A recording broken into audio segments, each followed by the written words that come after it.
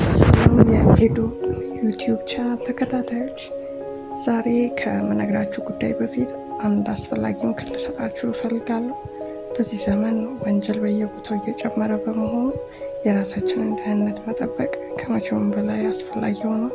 በተለይ በሌሊት ብቻችሁን ከመጓዝ ይቆጠቡ። ሞባይል ስልካችሁን ወይም ሌሎች ውድ ንብረቶቻችሁን በግልጽ ሁኔታ አታሳዩ። እንዲሁም ጥርጣሬ በሚያሳድር ቦታ ወይም ሁኔታ ውስጥ ከተገኛችሁ በፍጥነት ከቦታው ለመራቅ ይሞክሩ።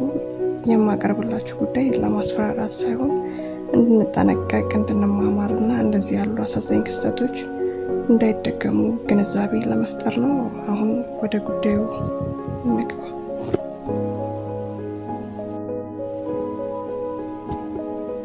ሰላም የኤዶም ዩቲዩብ ቻናል ተከታታዮች፣ ዛሬ እንኳን ወደ ኤዶም ዩቲዩብ ቻናል በሰላም መጣችሁ ያልኩኝ። ዛሬ የማቀርብላችሁ በሞባይል ስልክ ዘረፋ ምክንያት የተፈጸመ አሳዛኝ የግድያ ወንጀል ነው።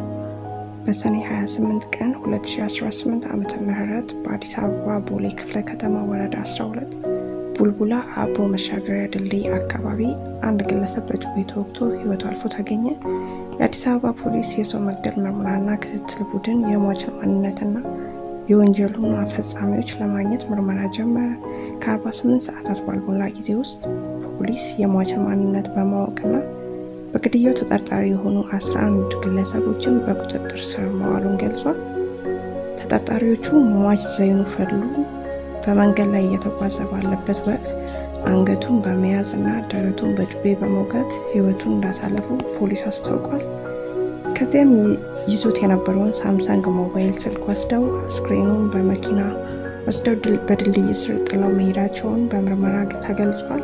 ፖሊስ በተጨማሪ ለወንጀል መፈጸሚያ ይጠቀሙባቸው የነበሩ 2 ጩቤዎች እና 3 ሽጉጦችን መያዙን አሳውቋል።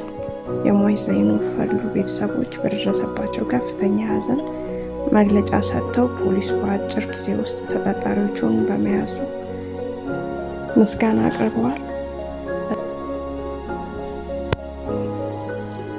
በሌላ በኩል ደግሞ በአዲስ አበባ የተሰጠ ለስራ የነበረ ሲኖትራክ መኪና በጸጥታ አካላት ተይዟል በማለት ባለቤቱን በማሳሳት ለመሸጥ ሲሞክሩ የነበሩ 3 ግለሰቦች በፖሊስ ቁጥጥር ስር መዋላቸውን የአዲስ አበባ ፖሊስ አስታውቋል። ፖሊስ እንዳስታወቀው ክስተቱ የተፈጸመው በአቃቂ ክፍለ ከተማ ወረዳ 9 በሚገኘው ኮዬ አደባባይ አካባቢ ነው።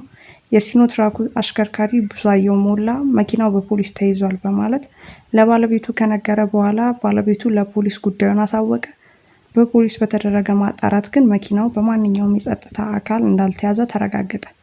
ከህብረተሰቡ በተገኘ ጥቆማ መሰረት ተሽከርካሪው በገላን ኮንዶሚኒየም አካባቢ ተገኝቶ አሽከርካሪው ከረዳቱና ከሌላ ግለሰብ ጋር በመተባበር መኪናውን ለመሸጥ ሲያስማሙ በቁጥጥር ስር መዋላቸውን ፖሊስ ገልጿል። ፖሊስ በመጨረሻም የተሽከርካሪ ባለቤቶች አሽከርካሪዎችን ሲቀጥሩ በአግባቡ ማጣራት እንዲያደርጉና የተሽከርካሪውን እንቅስቃሴ በቅርብ እንዲከታተሉ ጥሪ አቅርቧል። ሰላም።